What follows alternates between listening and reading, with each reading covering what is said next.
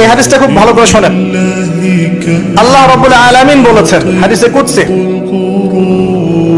যে আল্লাহ পাক যেগুলো ফরজ করেছেন, ওয়াজিব করেছেন, এগুলো যখন একজন বান্দা নিয়মিত করতে থাকে এবং এর সাথেও নফল কাজ করতে থাকে, আল্লাহ পাক সেই বান্দাকে ভালোবেসে ফেলেন।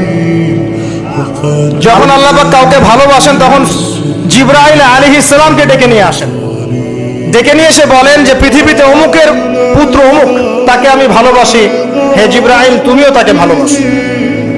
এরপর জিবরাইল আলাইহিস সালাম তাকে ভালোবাসতে থাকেন এবং অন্যান্য মালায়েকাদেরকে ডেকে জিবরাইল আলাইহিস সালাম বলেন আল্লাহ অমুককে ভালোবাসেন, আমিও তাকে ভালোবাসি, তোমরা সবাই তাকে ভালোবাসো। এরপর সমস্ত ফেরেশতারা তাকে ভালোবাসতে শুরু করে।